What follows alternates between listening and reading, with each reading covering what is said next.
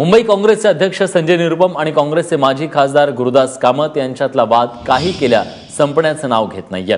भूपेंद्र हुड्डांच्या मध्यस्थीने दोन्ही नेत्यांनी जुहूच्या हॉटेलमध्ये भेट घेतली, मात्र दोन्ही बाजूच्या कार्यकर्त्यांमध्ये यावेळी जोरदार बाचाबाची झाली। शाब्दिक बाचाबाचीमुळे दोन्ही बाजूचे कार्यकर्ते समोरासमोर भिडले।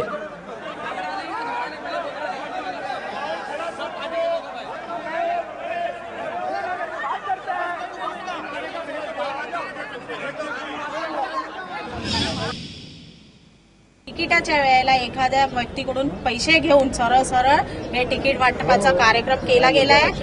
मूल त्यांचा माझ्या वॉर्डामध्ये, मी ज्या वॉर्डामध्ये आहे, वॉर्ड क्रमांक 18, मी तिकडची स्थानिक आहे। पक्षाचा स्थानिक कोणीही तिकडे पक्ष मोठा केलेला नाही।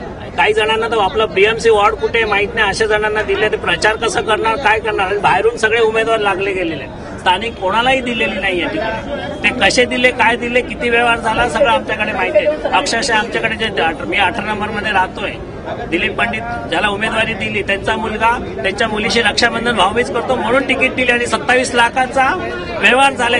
12 नंबर वॉर्डमध्ये मी कॅन्डिडेट होतो आणि 20,000 आपले मराठी वोटर आहेत, 3,800 उत्तर भारतीय आहेत आणि तिथे याने उत्तर भारतीयाला तिकीट दिलेली आहे आणि त्याच्याबरोबर आता एकही कार्यकर्ता नाही आहे। सगळे कार्यकर्ते, काँग्रेसचे कार्यकर्ते माझ्याबरोबर आहेत आणि ह्याची वोटिंग लिस्ट हे बघ, पूर्ण ह्याची आहे लिस्ट आपल्याकडे आहे।